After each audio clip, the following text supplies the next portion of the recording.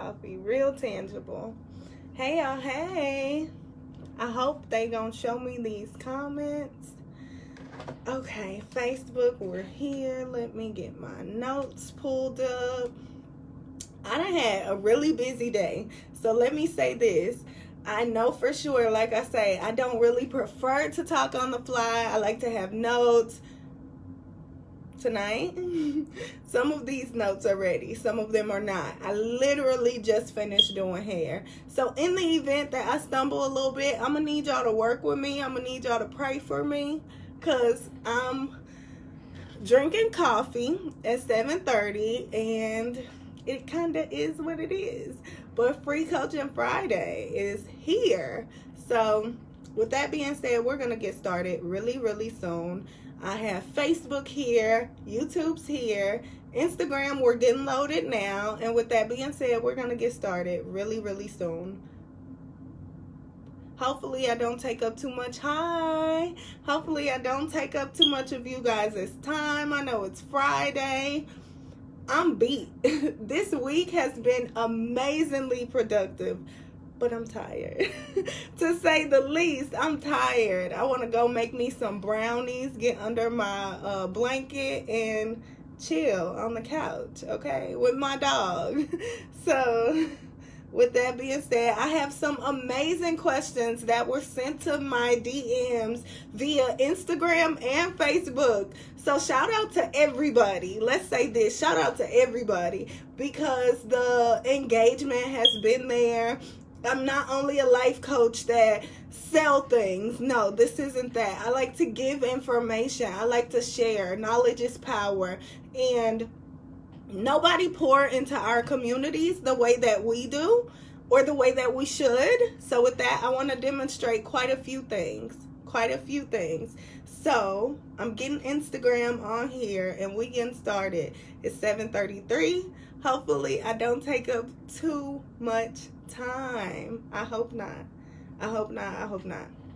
So, hello to all of the folks who are tuning in.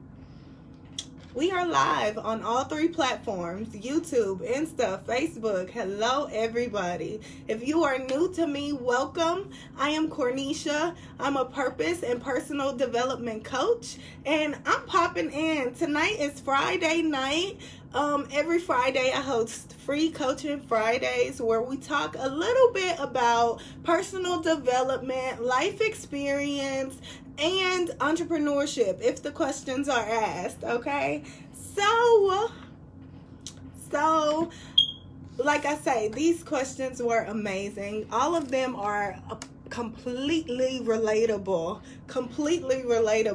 and I even had to take a step back and say, whew, it's been like, I gotta really think about how I maneuvered through that situation, because that could have happened in last season of my life, or even last year in my life. And I want to give people realistic answers. I'm not going to give you some robotic textbook answer. So with that being said, I had to dig deep, but I did what I had to do, because I vow to share the knowledge. I vow to share the knowledge. So I'm going to sip my coffee and we're going to get started. Yes, I'm drinking coffee at 7:30. I gotta keep going, y'all. Oh, that's so good. Any coffee drinkers on here, y'all understand? So I'm gonna get right into this thing, okay? First question. I'm gonna try to end it with a live Q&A. So if you have any questions regarding personal development, life experience, or entrepreneurship, feel free to ask. I'm gonna go back through the comments and answer those questions. But we're gonna get started. So, first question: How do you handle rejection in the workplace? How do you handle rejection in the workplace? Hello. My answer to that: stay focused. Those folks are not your friends. They're not your family. They want you there to serve a purpose and fulfill one job. That's it. Or multiple, because you know some of these jobs, they feel like, oh, I pay you this amount of money, so because of that you're gonna have to work this much. So in that, stay focused, do what you gotta do, and leave. Go home and enjoy your life, because there's life outside of that job. Know that you are there for one of two reasons: to grow or to go. Excuse my straightforwardness, but it is what it is. These jobs hire us for a reason, and in the event that they don't need us, they gonna tell us to do what? Go. So with that being said, you are at a job to grow or to go. I did recently encounter an experience or opportunity that I declined, but this opportunity pretty much was gonna consist of me going back to the workforce. When I say grow, you grow with the job. I say that because you can look at a job as paid schooling. You can look at that. You can look at it like that. Go to that job, learn their systems, learn how they operate. Take that with you on the next phase of your journey. If that's entrepreneurship, great. If it's something else, great. But at the end of the day, it's up to us to be honest with ourselves. We let these emotions, these temporary emotions, temporary feelings get the best of us. And truthfully speaking, that's neither here nor there. So when you are facing rejection in the workplace,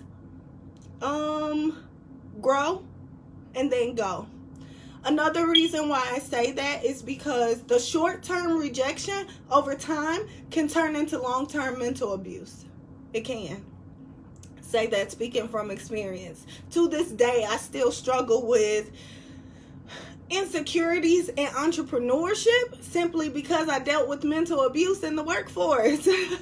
And don't get me wrong, I'm comfortable. I'm confident. I love what I do. I love what I do. Showing up at 7:30 every single day to give away free knowledge that other folks are charging for. God put me in a position to where I could do it. So I'm going to do it. And I do it happily. I'm so happy. I'm so happy. So with that being said, honor yourself enough to know that that short-term rejection can turn into long-term abuse in the event that we don't cut it short. So take care of yourself. You know what you need. Okay, question number 2. What struggles did I encounter? This was a question to me. What struggles did I encounter before entrepreneurship versus during entrepreneurship? What were my struggles like before I started? What are my struggles like now? So this one hit. Let me say that this question hit. I had to dig deep. But in digging deep, before entrepreneurship, I dealt with toxicity. I dealt with some toxic folks. I had toxic friends. I know I'm not alone in this. I had toxic friends. I had a toxic core circle around me every single day, pouring negativity into me. Girl, yeah, go and talk to him, knowing he ain't no good for me. You could tell by the walk. You could tell by the walk. Girl, talk to him. Girl, go do this. Go do that. Knowing good and well that served me no purpose. Especially when it comes to this purpose, it served me none. But I did it, which made me equally as toxic because I knew better. And we got to be that honest with ourselves sometimes. It ain't easy, but it's rewarding. It's rewarding. So make sure we do it often. I was toxic. I dealt with toxic people. I dealt with people being excited, real life excited, to diminish my reality. Real life excited to diminish my reality because they written my reality off as my destiny. That's not my destiny. That's not my end all be all. I didn't even see that wasn't my end all be all because I was so I tolerated their mess. Let's say that. I tolerated their mess. And to elaborate on that, Back in 2017, I was living on my own. I decided to move back with my mom to get my credit right, get my money right, and go move out again. Well, that 1 year break turned into a 3-year break. I moved out of my mom's house in 2020. That 3 years went by so fast, but in those 3 years, I literally had friends who had their own places, and they're like, girl, you stay with your mama? You stay with your mama? Like, they really tried to diminish me because they had their own place. Good for you. Good for you. I'm happy you have your own place, but I don't have my own place on purpose. My credit means something. I want that. My finances, my savings, that means something. I'm going after it. So yes, I moved back with my mom to stack my money, get my credit right, and leave. So with that being said, I was dealing with toxic folks who wanted to write me off as being no good because I made a strategic decision to move back home with my mom to build my credit and to get my savings in order. So dealing with things like that is what I dealt with before entrepreneurship. I dealt with insecurity. Excuse me. I speak to that a whole lot. I dealt with insecurity. Personally, I was insecure. I was insecure when it came to my standards. I was insecure when it came to my standards, my relationship. I'm not going to go in detail because I value my appearance. I value how I'm seen nowadays. But let me say this, I definitely tolerated, like many women, like many men, I tolerated things I didn't have to. I did. I tolerated narcissists, and I didn't have to. I tolerated folks who, yeah, I like you, you cool, let's be together, but they want to critique me the whole time. I'm not your project. I could teach you something. You can learn from me. You be my student. So with that being said, yes, I dealt with things, y'all. I did. I dealt with comparison. A whole lot. Like I say, I had negative, toxic folks around me, and they had things I didn't have. Even though I made the decision to give those things up, I still dealt with that. So with that being said, I allowed their negativity to turn into my long-term choice of comparison. So with that, I definitely struggled. I did. But during entrepreneurship, I got new problems. I'm blessed. I can say I got new problems, y'all. I got new problems. They different. Don't get me wrong. I still deal with the comparison thing.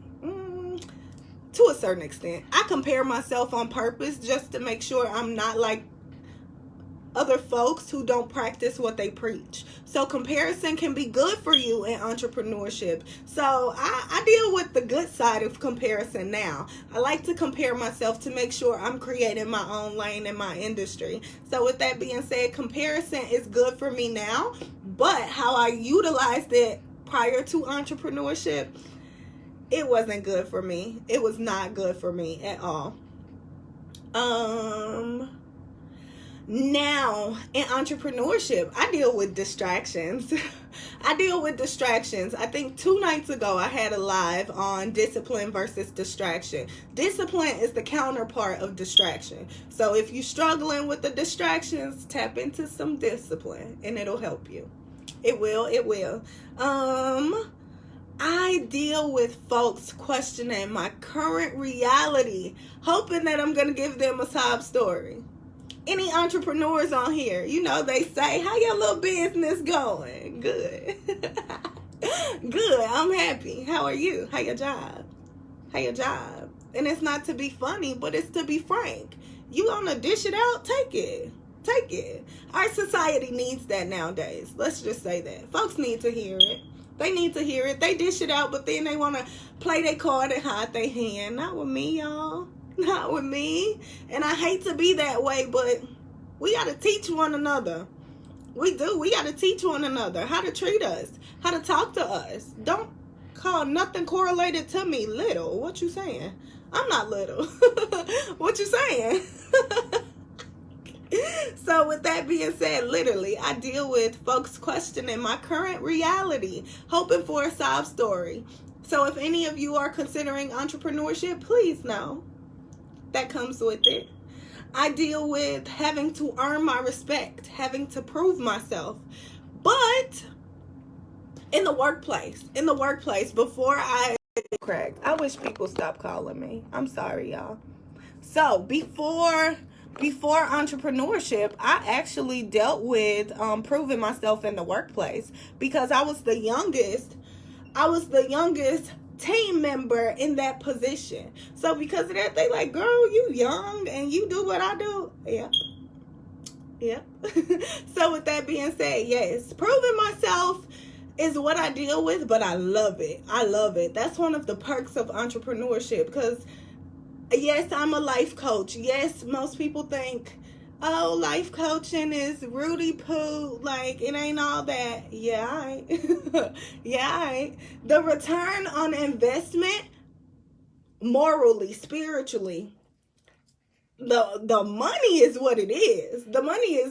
I don't even have to speak towards that because truthfully speaking, it's not about that.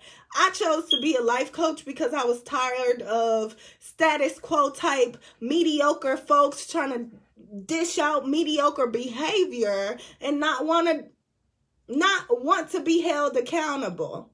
So with that being said, I felt like it needed to be some truth put out in the world daily. I had the courage to actually do it, so that's why I'm a life coach. But I have to prove myself often. And typically it results in me proving myself correct. It proves that I am qualified for what I do. It proves that I am smart enough to do this. It proves that my vocabulary is big enough. It's not the biggest, but it's big enough. And in entrepreneurship, I teach folks, we don't strive for perfect. We strive for good enough. So with that being said, this vocabulary is working just well for me and my courses, okay? So also, now the not so nice part of entrepreneurship, I deal with isolation. I deal with real life isolation. That's the part that isn't so fun. That's the part that requires discipline because sometimes I yearn for human interaction so much that I will binge watch TV and just give up on what I'm doing. And it's like, I can't do that. I got folks whose destinies are correlated to me being successful. I got folks whose destinies are contingent on me producing certain things. So with that being said, I can't go binge watch Chicago Fire just because I'm lonely. I can't do that. So it takes discipline to be in entrepreneurship, but that's what comes with it. And again, it's so rewarding. What else? I deal with folks trying to drift into my lane. Thank you. I deal with folks trying to drift into my lane every once in a while when we all have our own lanes. What does that mean? What am I saying? What's she talking about?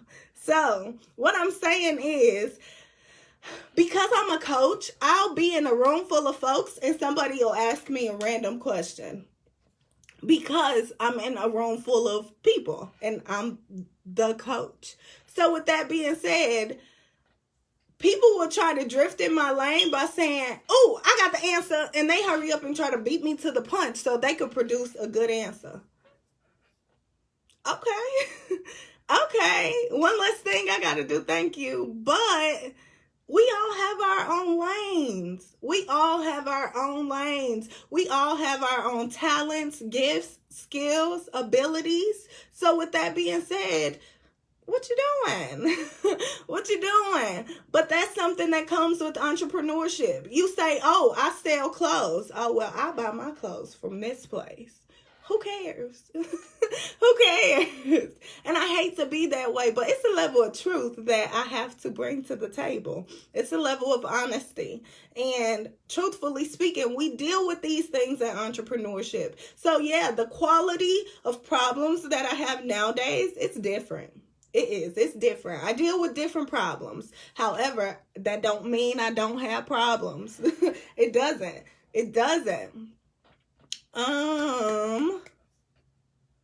Okay, so number three, what advice will you give someone who's stuck living a reality that they're not fond of at all, but they have no other choice at this moment? What advice would I give someone living a reality they're not fond of at all, but they have no other choice at this moment? That's so real. Let's acknowledge that first. That's real. I've been there. I've been there. I've been there. Sometimes we get stuck in our reality and we try to proclaim that our reality is our destiny, and that's not true. That's not true. So what I would say to that person, remember who you are. Remember what you bring to the table. Let's say your problem is, I don't like my job because I deal with mental abuse on my job. Remember who you are. Remember, you don't have to tolerate that. All you have to do is make a list and check it twice. Make a plan and execute it, because God don't put us on this earth to force us to deal with long-term turmoil. That's not what we're here for. We're here to be fruitful and multiply in the earth. So with that being said, no. However, people deal with this. This is a question because there aren't environments created to where we can have conversations like this in environments that are safe. Oh, girl, you better keep that job. Girl, I dealt with it for 20 years. Okay, you the one that chose that. That don't mean I have to. Doesn't mean that. So what I would say to them, definitely remember who you are. Remember what you bring to the table and try different. If that job isn't working for you, try different. If that relationship isn't working for you, try different. If that friendship is not working, try different. But we are in control of our destinies. So with that being said, it's up to us to get unstuck. Discipline. It's time to weed out the naysayers. It's time to weed out the negativity. It's time to be intentional about isolation. Times when you feel stuck, that's when isolation is good, because we're stuck. Not many can relate to this level of stuck. Or if they can, they don't know how to communicate it.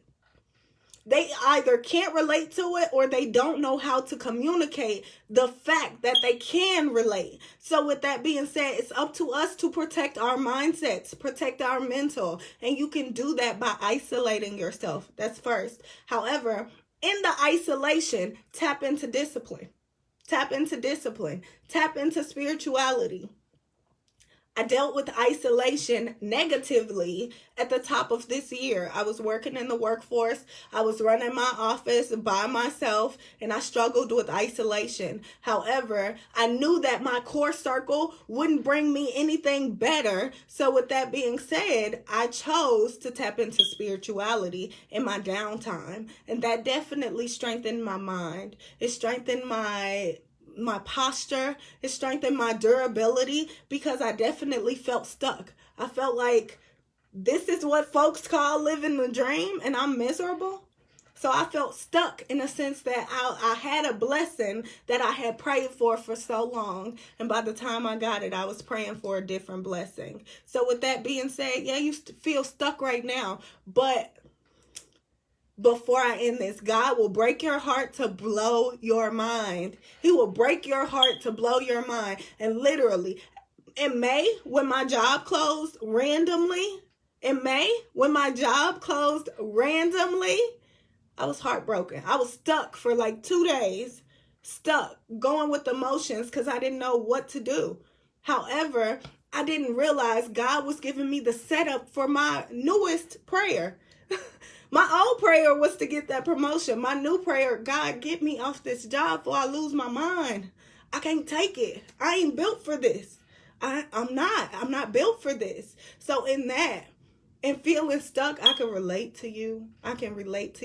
But it's up to us to tap into dominion. It's up to us to tap into the authority that we have on our lives. And it's all about finding the solution for you.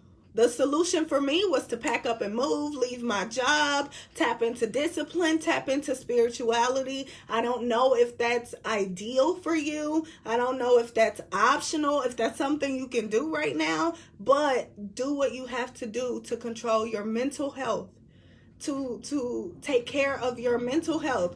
A bomb jam that I'm not at all, I don't know if legally I'm supposed to share this, but I'm going to share it anyway. If you feel stuck and you work in the state of Illinois, there's something called fmla.gov or something like that. Pretty much, if your job, if your employer is on that list, your employer is required to honor the fact that you need time off. If you feel stuck, that could affect your mental health. So what you do, go on fmla.gov, find their 800 number and call them and say, I am about to lose it. I am going through a mental health struggle. Can you help me and give me time off of work? They'll give you the time that you request and force your job to hold your position. Legally, they cannot fire you. But these are resources that are not always shared amongst us.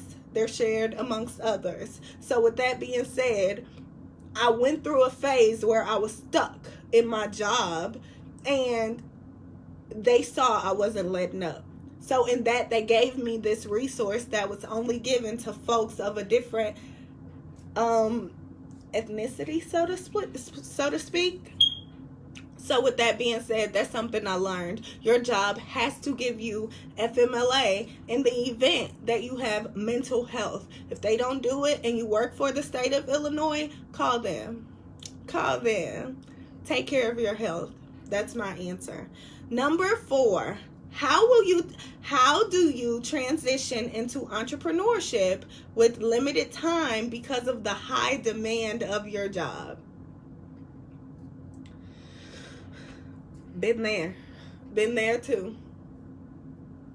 I've been there too. How do you transition into entrepreneurship with limited time because of the high demand of your job? My answer would be the same answer as number 1. What I say? Make a list, check it twice, write it down, make it plain. We have to understand entrepreneurship is no race. It's no race. It's a process. It's a journey. So in understanding that it's a process and understanding that it's a journey, make a list, check it twice, make a plan, and execute it. If that means you can only dedicate 30 minutes of your time to that plan a day, that's consistency. That's consistency. If all you can give is 30 minutes, 15 minutes, 45 minutes, of your time a day, that's consistency. Abraham Lincoln. Prime example. I just read this in a book like yesterday. Abraham Lincoln tried so hard to win his presidency. He literally went through how many no's to get a yes? Okay. So with that being said, don't tap out of comparison. Don't be on social media looking at the entrepreneurs who are booming, because I've been there and I've done that too. Okay. So with that being said, definitely make a list, make a plan, execute it as much as you can in a day. Over a month, you'll see your progress. Over a season, you'll see your progress. Over a quarter, a progress. Over half of a year, you'll see your progress. You'll see it. So with that being said, just try it. It'll work.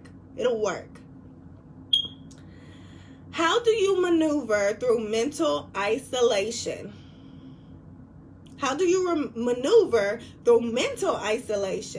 Physically, you're not isolated, but mentally, you feel like the oddball out. Because you're the only one that thinks like you, acts like you, and dreams like you. Oh my gosh. I feel like some of y'all were kind of in my head, because these are all things I've gone through. These are all things I've dealt with. So with that being said, it's so crazy that this was the tone of the Free Coaching Friday. Last week's tone was all about business. This week's tone is more about the mental, and I'm so appreciative of it, simply because mental health is important. It's important. And I know for sure there's a percentage of us who actually want it, but we're stuck because we're surrounded by folks who don't. So that's why I'm here doing what I'm doing, to say the least. To maneuver through mental isolation, own it. That's first. Own it. Own the fact that mentally you're the eyeball out. Own the fact that mentally you're the one who is different, thinks different, dreams different. Number one is own it. Number two, shift the narrative. Shift the narrative. Don't just own it. Turn it into something positive. Yes, I'm the only one who thinks like this. However, I'm the one who's going to introduce this style of life to my family. I'm the one who's going to shift the narrative. I'm the one who's going to change the game. Make it positive. Make it fun. We're the ones who are in control of our lives, our destinies, our postures, positions. We're the ones. We're the ones who control. Am I positive? Am I negative? Am I showing up properly, or am I showing up out of alignment? So with that being said, definitely own the fact that you're mentally isolated. Own the fact that you're mentally isolated. Make sure you put a positive spin on it. I'm mentally isolated, but I'm the one that's going to break the generational curse. I'm the one that's going to change the game. Make it positive. And then continue to execute on your journey and invite others along with you. Invite others. They may not join you right away. Let me make this clear. They may not join you right away. They may not. However, make it fun. Stay consistent. Stick to it. And watch the change. Watch the change, because it's going to happen right before your eyes. You won't be alone for long, okay? You won't be alone for long. Oh my gosh, I'm at number 5. Okay, number 6. How do you avoid the comparison mindset when surrounded by comparison-minded people? How you avoid it? What's the saying? Okay. How do you avoid it? You avoid it by avoiding it. Redirect the conversation. If you wanna say, oh well, girl, this happened to me. I'm so excited. I got this blessing. And they say, oh well, I got this blessing. Because they comparison. They comparison minded. They with the tit for tat. And with that, redirect the conversation. Redirect the conversation. And I'm not saying bring it back to you, because for them, they're just going to keep going. They feel like you playing the game with them. So don't bring it back to you. Change the full subject. Change the subject. Make it clear that this is something you can't do with me. So change the subject completely. And that they'll learn that doesn't work with her. She'll say congratulations and talk about something else. That don't work with her. So it's all about us training folks how to treat us. And it works. How to overcome or tolerate the misery of working a job knowing that that's not what you want to do. This is similar to the other question. What was it? Number 4? Number 3? What would you say to someone who's stuck living a reality they don't like? How do you overcome or tolerate the misery of working a job? Know that that job is your job. That's it. When they ask you for overtime, know that that job is your job. And that's it. When they ask you for overtime, say no. No, I don't want it. Why? Because it's not mentally healthy for you.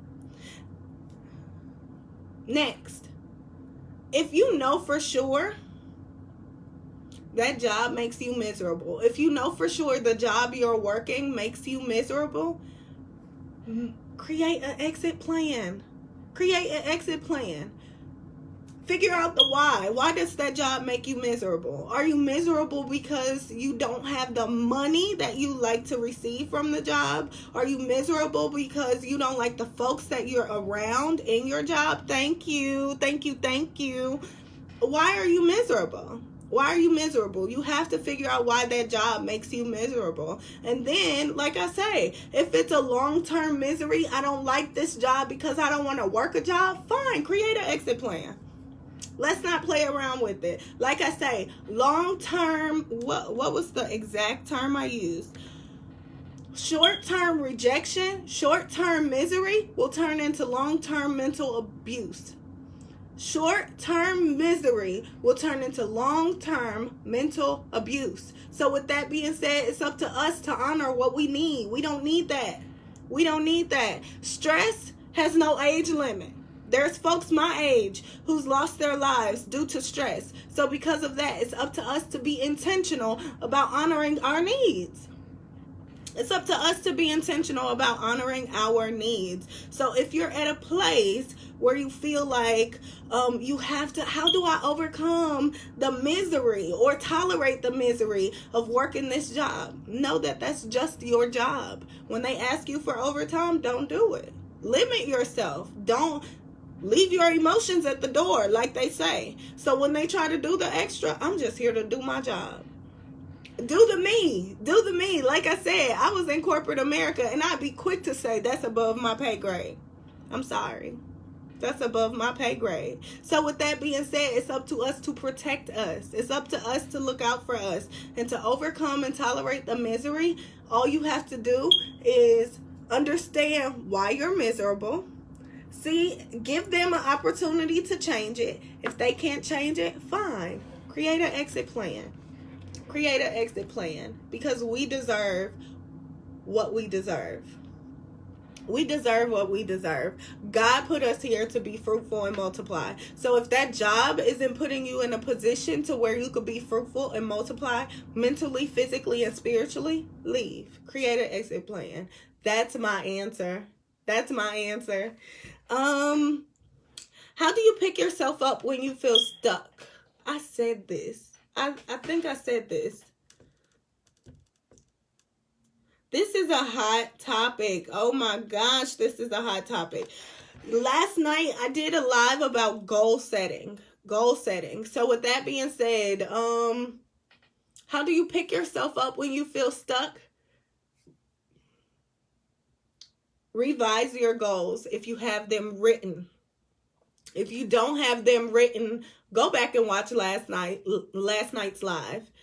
If you have your goals written, revise them, revisit them. Excuse me, are they timely? Do they have an end date? I want this done by this date. Do they have that? If they don't have that, okay, fine. Add that. Revise your goals.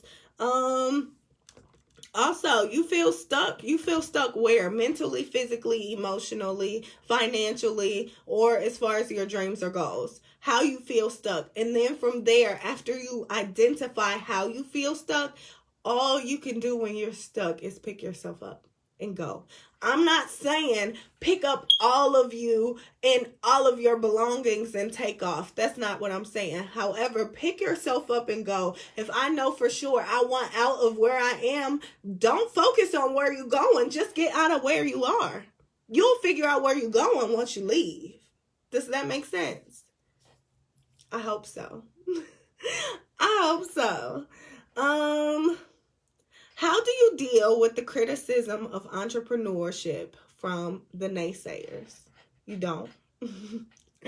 You don't. They're going to be naysayers. They're going to be folks who say, hey, like I said, how's that little job going? They'll do things like that. Or they'll want to give unsolicited advice. The way to deal with the criticism of entrepreneurship from the naysayers, typically the naysayers don't know nothing about what they're talking about. So with that being said, you deal with the naysayers by knowing your business, being able to speak to your business, being able to speak to your offers in your business, and then don't touch their negativity with a 10-foot pole. In the event that they want to come to you with criticism, oh, maybe you should do this, or oh, maybe you should do that. Are you in my shoes? Are you? Have you started your own business? Okay. All right. And leave it there. Like, unsolicited advice is no longer, we the millennials. We ain't going. We resilient. We not going. So with that being said, please keep the unsolicited advice, because we don't like it. We don't like it. We not with the, oh, well, they older. No. So with that being said, it's up to us to protect us. So when the criticism comes, oh no, that's actually not how it works. Or if they want to criticize, why do you do it this way instead of that way? I do it this way on purpose because I'm trying to prove a point. I do it this way on purpose because it demonstrates consistency. I do it this way on purpose because it actually it enhances me. It does something for me. So don't touch their... And truthfully speaking, when they ask those negative naysayer type of questions, they already have an answer in their head. They just want to see if you're ready to answer it. So with that being said, don't touch it with the 10-foot pole. Don't do it to yourself. Because that negativity, the moment you entertain it, it spews off onto you. And you don't want that. You don't want that. You don't want to take it home with you. You don't want to take it to your office with you. You don't want to bring that to your employees with you. So with that being said, no. Don't touch their negativity with the 10-foot pole. Number 10. This is actually the last question. How do we maintain momentum and productivity in entrepreneurship? How do you maintain momentum and being productive? Again, goal setting. Goal setting. What do your goals look like? In entrepreneurship, you have to identify which season are you in. Have you started? Are you in the pre-launch season? Are you in the season of being profitable? Are you in the season of consistency and profitability? Are you in the season of growing in profitability? Oh my gosh, my phone is gonna crack if somebody else call me. I'm sorry, y'all. Are you in the season of growing your business? What season are you in? So first you have to identify what season you're in. However, regardless of which season you're in entrepreneurship, please know, please know that maintaining momentum comes with goal setting and having, what's the word for it? Having measures in your goals. That's how you maintain the momentum. Let's say you accomplished one short-term goal. I have this short-term goal that's going to lead to my yearly goal. I accomplished that one short-term goal. To maintain the momentum is to have more than just that one goal planned. I know for sure I got to do these 5 things to get me halfway through. After that, I do these next 5 things and that'll get me the other half. So in that, if you fall short, you know for sure how to keep the momentum. And forecasting, foresight. That's another way to have to maintain the momentum and productivity. Having foresight in your journey. I know for sure I have my year goals, but let's take this thing a step further. 2 years from now, do I still want to be in this state? 3 years from now, do I still want to be in this business? 4 years from now, am I going to tap into another industry? Or am I just going to expand my offers? That's how you maintain momentum in entrepreneurship. Momentum and productivity in entrepreneurship. As an entrepreneur, we're the CEO, the marketing expert, the customer service rep. We do it all. So I'm sure it's hard to maintain the momentum and being productive when we have so much on our plates. However, However, it's up to us. Oh, my phone's falling. It's up to us to be intentional about foresight. Foresight. Know where we're going. And don't minimize your goals. Don't minimize your goals. My ultimate goals, speaking to somebody who's from my area, they'll be like, girl, you out of your mind. Okay, watch me.